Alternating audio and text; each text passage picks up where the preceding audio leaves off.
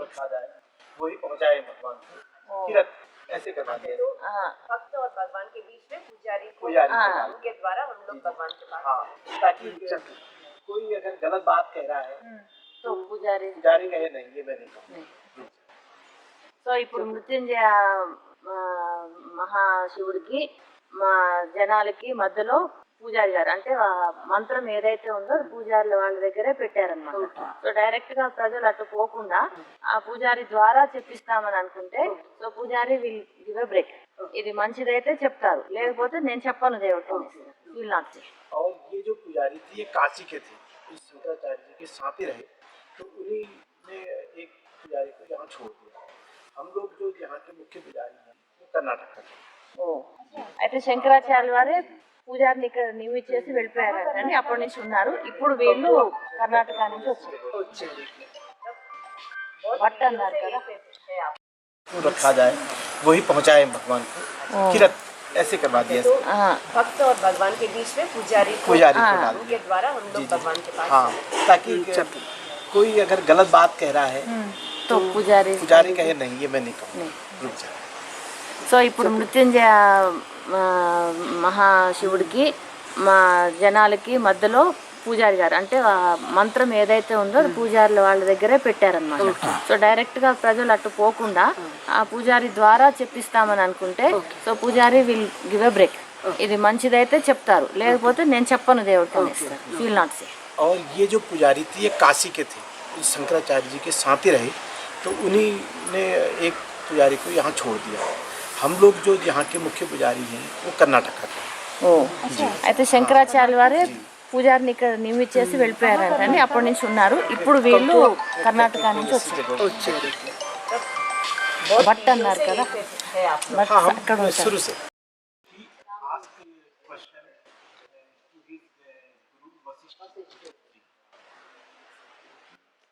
संसार में कोई ऐसा स्थान है जिसमें मनुष्य तप न करे, ध्यान न करे और किसी भी प्रकार का कर्म न करे, दान पुण्य न करे, और क्या वो सरलता से स्वर्ग को प्राप्त कर सकता है? రాముని కొడుకు కృష్ణుడు అడిగాడు వశిష్ఠుడిని, వాళ్ళ గురువుని, ప్రపంచంలో ఏదైనా ఇలాంటి ఒక ప్లేస్ ఉందా ఎక్కడ మెడిటేషన్ లేకుండా, కర్మ చేయకుండా, ఏమి చేయకుండా ఈజీగా దేవుణ్ణి పొందవచ్చు, పుణ్య దాన ధర్మాలు కూడా చేయకుండా ये पूछा वशिष्ठ जी को भी प्रश्न का उत्तर नहीं, तो मुझे थोड़ा ध्यानस्थ किया, क्योंकि हम जब कभी बिहार में कोई चीज भूल जाते हैं तो आपने देखा होगा हम भी ध्यान में जाते हैं, यहाँ पर तो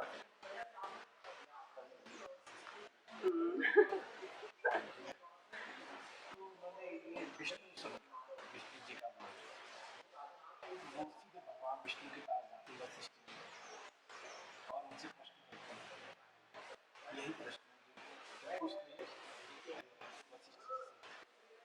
तब भगवान थोड़ा मुस्कुराते हैं और वशिष्ठ जी कहते हैं कि इस जो मैंने सृष्टि बनाई है आर्यवर्त कुछ पृथ्वी में एकमात्र सरयू के दक्षिण भाग सरयू रिवर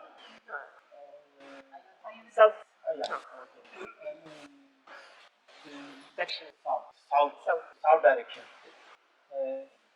जो तीर्थ है वही तीर्थ जो है भगवान शंकर का कैलाश का बाल स्वरूप है. शंकर का बाल स्वरूप है. और सरयू के दक्षिण भाग में तो उन्होंने अपने कर काष्ठ में इसको दिखाया. जब दिखाया तो उन्होंने देखा देवदार के जंगलों के बीच में घिरा हुआ छोटा सा वन है, और इस वन में जो है गंधर्व, यक्ष, किन्नर, नाग और 34 करोड़ जो देवता हम लोग कहते हैं, सभी देवताओं जो है भगवान के सानिध्य में रहते हैं. और भगवान को प्रकट करने के लिए एकमात्र यही ऐसा स्थान है जहाँ देवताओं ने स्तुति की. ये पूरा वशिष्ठ जी को विष्णु ने भगवान विष्णु ने बताया. అయితే ఇప్పుడు వశిష్ఠుడికి అడిగినాక కృష్ణుడు వశిష్ఠుడి దగ్గరకు ఆన్సర్ లేరా, అయితే ఆయన కూడా ఇలా అనుకుని మనకి ఏమన్నా డౌట్ వచ్చినప్పుడు మనకి క్లారిటీ లేనప్పుడు ఇలా అనుకుంటే ఈ స్థానంలో విష్ణు స్థానం అక్కడి నుంచి మనకి ఆన్సర్ వస్తున్నాము. సో అలా వశిష్ఠుడు కూడా అనుకున్నాడు. కానీ డైరెక్ట్ గా విష్ణుమూర్తి దగ్గరికి వెళ్ళి ఇదే క్వశ్చన్ అడిగారు. అడిగితే విష్ణు నవ్వి ఆ అక్కడ సరయూ నది దానికి కింద దక్షిణ వైపు సౌత్ సైడ్ ఉండే ప్లేస్ లో ఎక్కడ దేవదారు చెట్లు ఇవన్నీ ఉంటుందో అక్కడ ఏళ్ళు గంధర్వులు నాగులు వాళ్ళందరూ కూడా వచ్చి దేవుడిని స్థుతిస్తారు, ప్రార్థిస్తారు. ఆ ప్లేస్ లో సో మీకు ఇదైతుంది అని ఒక ప్లేస్ లో వచ్చి పూజ చేసుకుంటే చాలు అని చెప్పి यहाँ आके पूजा कुछ भी नहीं करना. We don't know anything. जैसे बच्चा कुछ नहीं जानता है और वो अपने पिता की गोद में बैठ के जान जाता है कि ये समस्त संसार यही है और भयभीत नहीं होता है. आपने ख्याल होगा जब भी तो ये शंकर जी का वो स्थान है जहाँ पे हम सब लोग बच्चों के जैसा आते हैं. और शंकर भी बाल कोमल स्वभाव, बालक का रूप कोमल స్వభావం. సో మనందరం కూడా ఎట్లయితే పిల్లల్లాగా బాలశంకరుడు అంటే చాలా మంచి స్వభావం కదా, కాబట్టి ఇక్కడికి వచ్చేసి ఆయన ఒళ్ళో ఉంటున్నాం అనమాట. ఇక్కడికి వస్తే तो फिर उन्होंने बोला कि ये वो स्थान है जहाँ पर केवल दर्शन करने मात्र से ही मनुष्य जो है देवतुल्य हो जाता है. దర్శనం చేసుకుంటేనే ఈ ప్లేస్ లో దేవతల్లాగా అవుతారని केवल दर्शन करने मात्र. దర్శనం तो ऐसे स्थान को तुम जाकर देख. तो वशिष्ठ जी फिर आए तो उन्होंने उसको बताया कि ये जो स्थान है ये यहाँ पर जो है शंकर जो है बाल बैठे हुए और समस्त देवताओं के लिए जो है स्तुति कर रहे हैं. तो ये पूरा वशिष्ठ जी उसको बताया.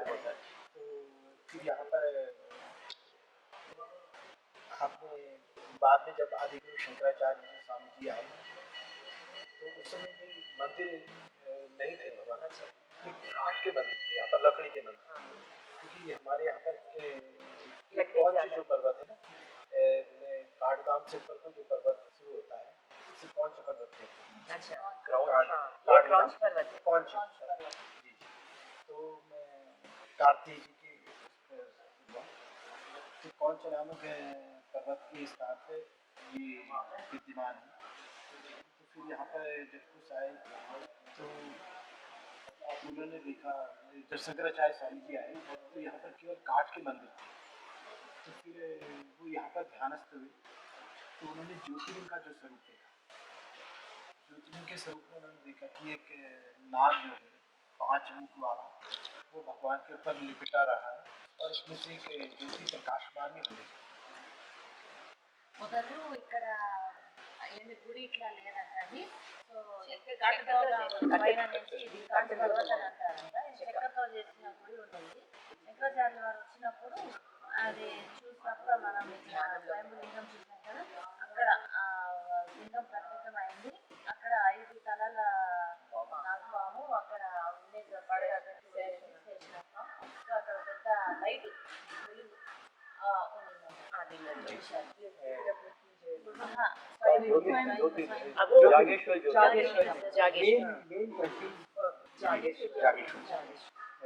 मृत्युंजय एक स्वरूप है यहाँ पर. अच्छा, तो जब वो यहाँ पर आए शंकराचार्य स्वामी जी तो उन्होंने देखा था वो बड़े ध्यानस्थ हुए, उनका ध्यान लग गया. हाँ, वो जब यहाँ पर ध्यान लगा उसी बीच में क्या हुआ कि हमारे पहाड़ में एक आज भी यहाँ पर ढाल प्रथा है. मतलब जोर से बोलते हैं भगवान से, जैसे आपने कहा कि मेरा काम नहीं बन रहा है, भगवान से पुकार लगा लो. और फिर पुजारी पुकार लगाता है, जय हो जागनाथ जी ने भंग कर दिया हो, मैं दुख हर लिया. मतलब इसके जितने भी इसके अंदर अवगुण है सबको दूर कर दीजिए और इसको एक प्योर सोल बना दीजिए. प्रार्थना करते हैं डाउट भी. फिर एक बात जी जी फिर एक बात जय हो जागनाथ जी ने भंग कर दिया हो, मनोकामना पूर्ण कर दिया हो, तेरे द्वार में आए तो खाली न जा रहा. तो ये खाली हाथ में जाए, तेरे द्वार में आए हैं ऐसी यहाँ की प्रथा थी। यहाँ न मंत्र जानता था आदमी, न तंत्र, न एज। लेकिन जब शंकराचार्य स्वामी जी यहाँ आए तो उसी बीच में यहाँ क्या हुआ कि किसी का किसी के साथ झगड़ा हुआ। तो वो जैसे ही मृत्युंजय स्वरूप यहाँ पर आया तो उसने कह दिया कि ये जो है अब जीवित ना रहे, मैं इसको जो है जल्द ही वो देखना चाहता हूँ, उसकी मृत्यु देखना चाहता हूँ। तो वो मृत्यु को वो हो गया।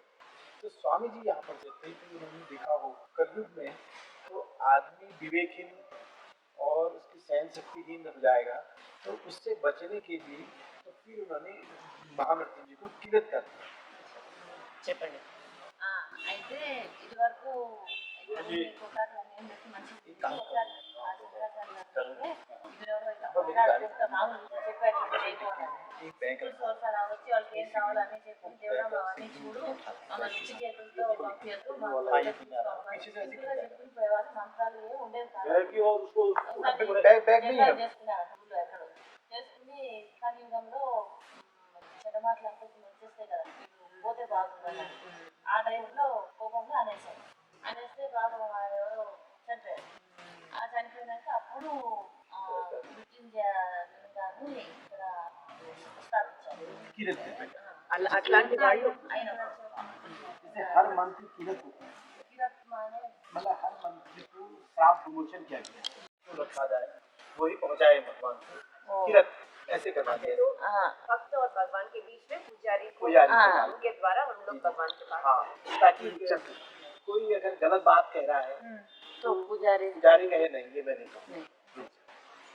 సో ఇప్పుడు మృత్యుంజయ మహాశివుడికి మా జనాలకి మధ్యలో పూజారి గారు అంటే ఆ మంత్రం ఏదైతే ఉందో పూజారుల వాళ్ళ దగ్గరే పెట్టారనమాట. సో డైరెక్ట్ గా ప్రజలు అటు పోకుండా ఆ పూజారి ద్వారా చెప్పిస్తామని అనుకుంటే సో పూజారి విల్ గివ్ ఎ బ్రేక్. ఇది మంచిదైతే చెప్తారు, లేకపోతే నేను చెప్పను దేవుడు విల్ నాట్ సే. और ये जो पुजारी थे ये काशी के थे, इस शंकराचार्य जी के साथ ही रहे, तो उन्हीं ने एक पुजारी को यहाँ छोड़ दिया। हम लोग जो यहाँ के मुख्य पुजारी हैं वो कर्नाटक का थे। అయితే శంకరాచార్య వారే పూజారిని ఇక్కడ నియమించేసి వెళ్ళిపోయారు అని అప్పటి నుంచి ఉన్నారు. ఇప్పుడు వీళ్ళు కర్ణాటక నుంచి వచ్చారు. భట్ అన్నారు కదా, భట్ అక్కడ ఉంటారు. जब गुरु जी यहाँ आया ये तो यहाँ पर के लोगों के साथ उनका तालमेल हुआ, फिर लोगों से परिचय हुआ। तो स्वामी जी ने यहाँ से के कई मकानों के बारे में पूछा कि यहाँ पर एक ऐसी शिला थी और ऐसा पत्थर था और ये था ये था। तो जब लोगों से पूछा तो जो बुजुर्ग लोग थे उम्र तो उन्होंने बताया कि हाँ यहाँ पर ऐसा था, यहाँ पर एक पत्थर होता था, तोड़ दिया फिर हमने ये कि एक ने कहा कि यहाँ पर एक यहाँ पर नौघर कहते हैं, पुराना राजा का घर था, उन्होंने कहा वो भी था यहाँ पर। और गुरु जी ने राम पादुकाओं के बारे में बोला था कि राम पादुकाएं हैं, तो उस समय तो पता नहीं लगा, लेकिन बाद में जब वहाँ लोग घूमने गए ग्वाला वाला तो फिर वहाँ राम पादुकाएं मिली। अब राम पादुका है वहाँ पर, अब तो रोड भी चले गई वहाँ पर, तो राम पादुका है वहाँ। तो गुरु जी इससे इतने जरिए में प्रश्न आए तो यहाँ के बुजुर्ग लोग बताते थे कि गुरु जी का पूर्व जन्म यहीं का था और यहाँ उन्होंने 300 साल तपस्या की। गुरु जी ने 300 साल जी जी 300 years यहाँ पर तपस्या करी और यहाँ के लोगों के साथ उनका काफी मेल जोल था। तो और एक दिन देखते ही देखते वो इसके पीछे समाधि है गुरु जी की, तो वो समाधि के वहाँ पर पत्थर था उसके अंदर समा गए, जैसे हम लोग बात कर रहे हैं और ऐसे गुरु जी पत्थर में समा गए, पत्थर के अंदर चले गए, पत्थर बन गए। तो अब लोग को बड़ा आश्चर्य हुआ कि कहते हैं कि स्वामी जी कहाँ गए, स्वामी जी कहाँ गए। तो कुछ समय बाद हरिद्वार में कुंभ था, तो यहाँ के पुजारी लोग कुंभ में गए थे तो वहाँ मिल गए स्वामी जी। ये यहाँ के बुजुर्ग लोग बताते हैं यहाँ की कथा कि स्वामी जी, तब से फिर हम लोग स्वामी जी के चरणों में अपना माथा टेकते रहते हैं। आपको कोई आइडिया है कौन सा साल? नहीं, ये जानने की इच्छा नहीं, क्योंकि स्वरूप चेंज हो सकता है ना, आत्मा तो नित्य निरंतर एक ही है। గురువు గారు ఇక్కడికి వచ్చినప్పుడు ఒకసారి అందరినీ అందరితో కొంచెం ఇది అయిపోయినాక మాట్లాడంతా చేసినాక బయట కొన్ని ఇళ్ళు చూడటానికి వెళ్ళారంట. వెళ్ళినప్పుడు ఇక్కడ ఒక రాయి ఉండాలని, ఇక్కడ ఒక బిల్డింగ్ ఉండాలని, ఇక్కడ ఏదో రామ పాదుకలు ఉండాలని అని చెప్పి అట్లా అడిగారంట. సో ఇప్పుడున్న జనరేషన్ వాళ్ళకి తెలియదు. సో వాళ్ళ తాతలు అలా ఉన్న వాళ్ళు అవును మా టైం అప్పుడు అక్కడ ఉండేది అని చెప్పని చెప్పారంట. సో కొందరు గుర్తుపట్టారు, ఇది వరకు ఇక్కడ ఇట్లా ఉండేవాళ్ళంట, 300 years తపస్సు చేశారు వాళ్ళు. చేసినాక ఒక రోజు ఇట్లనే మాట్లాడుతూ ఉన్నారు, ఇక్కడ కూర్చుని ఉన్నట్లుండి రాయి లోపల అట్లే మాయమైపోయినారంట, కనపడలేదు.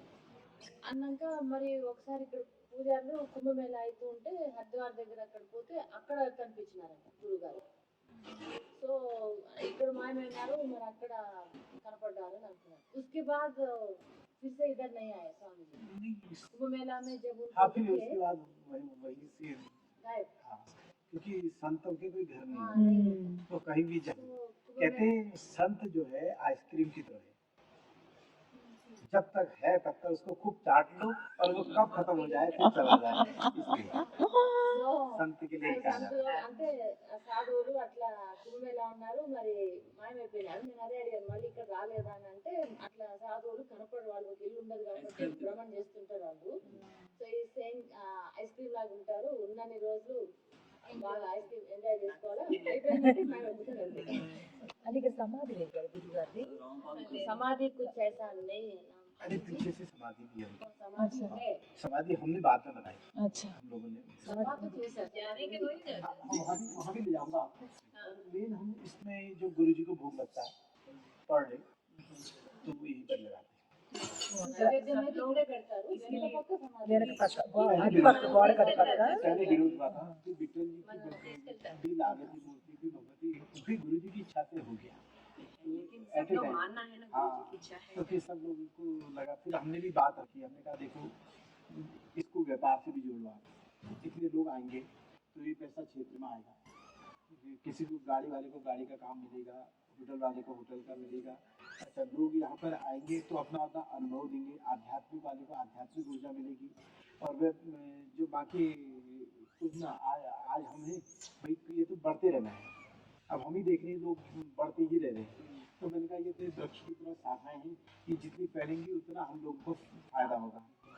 तो तब से सब लोग मान गए, फिर मैंने कहा कि हमें जी నేను క్వశ్చన్ ఏం అడిగానంటే మీరు ఇది పెట్టినప్పుడు ఇది ఆయన పెట్టారంట కదా, సో నేను అన్నాను మరి ఎవ్వరు అర్థం చెప్పలేదా అని. అంటే ఫస్ట్ లో చాలా మంది వాళ్ళు ఒప్పుకోలేదంట, కానీ ఆయన అన్నారంట ఇది చూడండి ఇప్పుడు ఇక్కడ పెడితే ఇది ఇక్కడికి వచ్చే భక్తులు వాళ్ళ అనుభవాలు వాళ్ళు దాన్ని బట్టి చెప్పినప్పుడు ఎక్కువ మంది వస్తుంటారు, వస్తున్నప్పుడు బిజినెస్ కూడా బాగుంటుంది కదా. అంటే అన్ని విధాలుగా బ్రాండ్స్ నడిపే వాళ్ళకి కానీ అంటే ఇన్ డిఫరెంట్ వేస్ వాళ్ళకి లాభం ఉంటుంది కాబట్టి అది బాగుంటుంది. అంటే వాళ్ళు కూడా చూస్తున్నారు అనమాట, రావడం అంటే యాత్రికులు రావడం కూడా ఎక్కువ అయిపోయింది కాబట్టి వాళ్ళు కూడా మేము లాస్ట్ టైం వచ్చినప్పుడు విఠల్ గారు మాతో చెప్పారు, మీరు అక్కడికి పోతే మా పేరు చెప్పకుండా చెప్తే వాళ్ళు చాలా కోపానికి వస్తుంటారు, మీ ఎవరిని మాట్లాడలేదు, వచ్చి ఇక్కడికి వచ్చి చెప్పి మా తర్వాత ఇది మేము వచ్చినప్పుడు ఎట్లుంటే అసలు డెవలప్మెంట్ లేదు, ఇప్పుడు చాలా డెవలప్మెంట్। उनके साथ तिवारी जी भी आए थे, అతివాది वो तब भी आए थे, जब मेरे घर में आए थे तिवारी जी तब भी थे। ठीक है, जो मैं सुनता था ना कि तिवारी जी कहते गुरु जी का क्या था कि पहले मूर्ति नहीं था तो गुरु जी को भोग लगाना शुरू हो गया। यहाँ पर ये था कि गुरु जी का स्थान है और गुरु जी को भोग लगेगा, करके भगवान का आदेश हो गया पुजारियों को, पुराने पुजारियों को, तो भोग लगाना शुरू कर दिया उन्होंने। जब भोग लगाया, ये बड़ा महत्वपूर्ण विषय है, जब भोग लगाया तो कुछ लोगों ने कह दिया कि कैसे लगा दे रहे हो तुम भोग, भगवान के साथ किसी संत को कैसे भोग लगेगा, ये तो भगवान का अनादर है, भगवान के लिए केवल भगवान होता है, इसमें शरीर का कोई बंधन नहीं। तो जो लोगों ने ये बात कही आप यकीन नहीं मानेंगे, सबके कान टेढ़े हुए। అర్థమైందా? నైవేద్యం పెట్టేది ఒక మంచి స్టోరీ ఉందని అన్నారు. ఏమి అని అంటే గురుగారికి కూడా దేవుడితో పాటు నైవేద్యం పెడుతుంటే కొందరు కోపం వచ్చి అట్లెట్లా దేవుడితో పాటు సాధువుని ఎట్లా ఈక్వల్ చేస్తారు, అక్కడ ఎట్లా మీరు నైవేద్యం పెడతారు అని అన్నారంట. సో అలా అన్నోళ్ళందరికీ చెవు ఇట్లా వంకరే చాలా చమత్కారం చేశారు। हाँ, आपकी माफी मांगी మళ్ళా సారీ చెప్తున్నారు, అప్పుడు మళ్ళీ సరిగ్గా अभी कब से शुरू हुई या यहाँ पे गुरु जी का ही? इसको तो जब वो 300 साल वाला प्रश्न हुआ था ना, उसके बाद फिर पुजारी लोगों ने यहाँ पर जब स्वप्न भी हुआ पुजारियों को कि मेरे को तुम यहाँ पर भोग दे देना, तो तब से फिर भूख लगी 80 मतलब होगा 70 80 हाँ काफी हो गया 70 80 నుంచి అట్లా చేస్తున్నారండి. పూజారి కల్లో కనపడి ఇక్కడ నైవేద్యం పెట్టమని చెప్పారు కదా గురుగారు. ये प्रतिमा से पहले पहले से चल रही थी. हाँ पहले से था तो हमको इतना पता था कि एक संत के नाम पे भोग लगता है అచ్చా అంతకుముందు వీళ్ళకి ఓన్లీ ఒక సంత ఒక సాధువు పేరు మీద ఇక్కడ నైవేద్యం ఉంటుందని తెలుసు కానీ గురుగారు అని తెలియదు. గురుగారు ఇక్కడికి వచ్చిన తర్వాత తెలిసింది. బాగానే వీరు जब गुरु जी आए ना तो अपने स्थान को खुद ही समझ गया कि मैं क्या यहाँ पर स्थान है तो वहीं पर आए सीधे तो గురుగారు ఇక్కడ రాగానే తన ప్లేస్ ఇది అని తెలిసి గురుగారు అక్కడ అమ్మవారి వీడియో చూసా ఈ ఫోటో ఇక్కడిది గురువారు ఇక్కడ కూర్చొని డ్రెస్ చేస్తుంది వచ్చినప్పుడు ఇక్కడే ఉంటారని చెప్పారు. అమ్మవారి గుడిలో ఉంటుంది మళ్ళీ మన దగ్గర ఉంటాయి చాలా వాటి गुरु जी तो यहाँ पर संस्कृत विद्यालय जा रहे हैं अच्छा महाविद्यालय हाँ యాత్ర కొనాలి. उन्होंने इसका प्रस्ताव भी मांगा तो लेकिन जमीन नहीं मिली जमीन नहीं थी विश्वविद्यालय के लिए సంస్కృత్ యూనివర్సిటీ పెట్టాలని గురుగారు పొందిందంటే ఇక్కడ కానీ ప్లేస్ లేదు దొరకలేదు. तो गुरु जी का एक इच्छा था कि और कुछ इच्छा ऐसा बोले गुरु जी कुछ कि मेरे फादर लोग और गुरु बोलते थे कि गुरु जी बहुत सरल है और ठीक गुरु जी Translate please. जी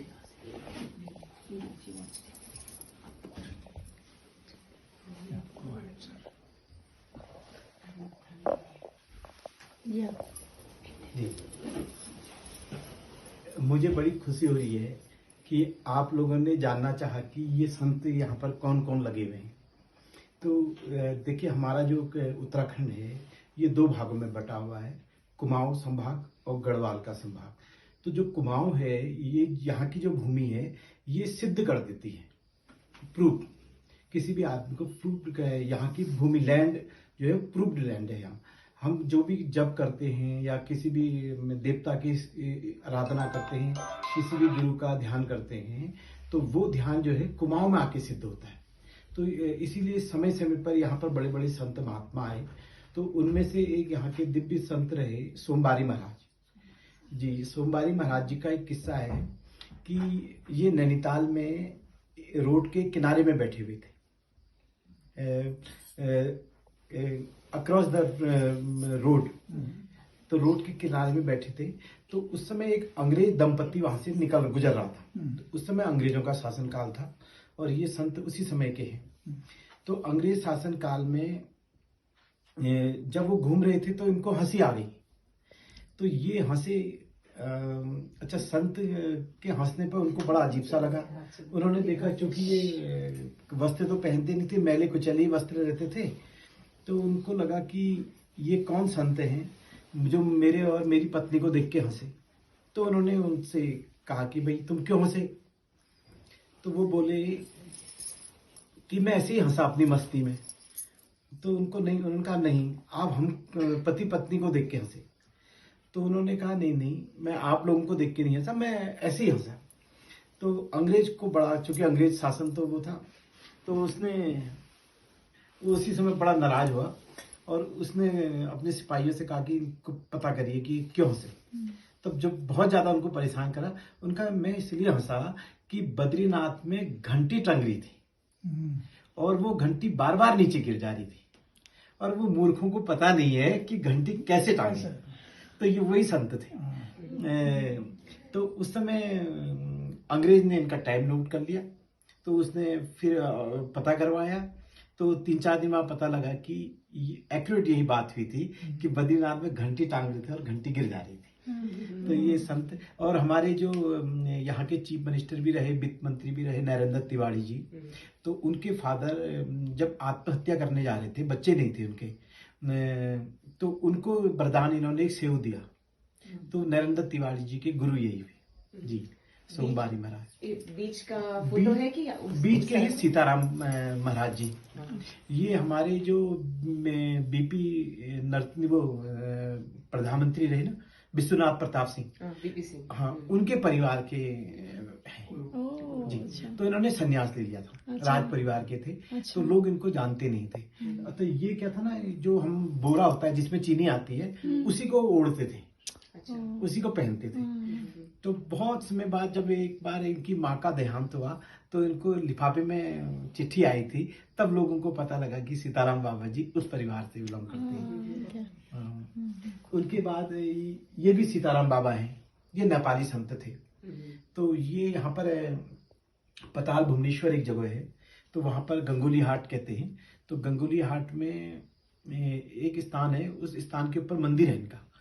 तो इन्होंने हनुमान जी की आराधना की, और जब हनुमान जी की आराधना की तो इन्होंने 6 महीना जैसे उनको माथा टेका तो 6 महीने तक इन्होंने भूख प्यास कुछ नहीं और माथा भी नहीं उठाया। 6 महीने वैसे ही दंडवत रहे। तो 6 महीने के बाद बिजली गिरी, जो आकाश की बिजली होती है वो गिरी। तो लोगों ने समझा पड़ाव के कि बाबा जी के ऊपर बिजली गिर गई है, बाबा जी का स्वर्गवास हो गया। तो सारे लोग पड़ाव के दौड़ के आए, मतलब विलेज के जितने भी लोग थे सारे उस स्थान के दौड़ के आए। तो वहां देखा, वहां गेंदे के फूल जो ये कृष्ण भगवान जी के आगे रखे हमने, ये वाले फूलों का ढेर लगा हुआ था जी। तो फिर लोगों ने तुरंत वहां पर सीताराम बाबा जी का मंदिर बनाया और ये बड़ी सिद्ध रही। Where is this मंदिर सीताराम? गंगोली हाट, पताल भुवनेश्वर जी, नियर पताल भुवनेश्वर।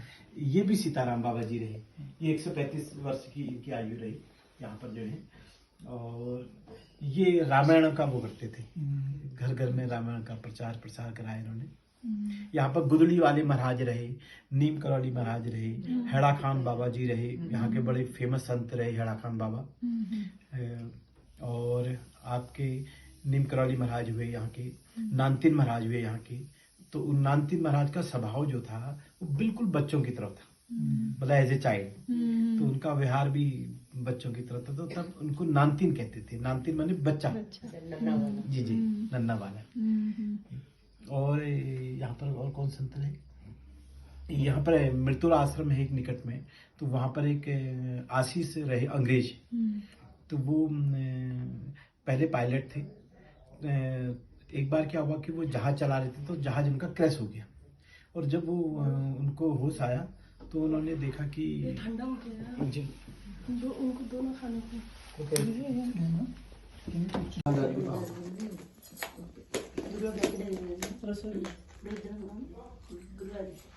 जनवरी नक्षत्र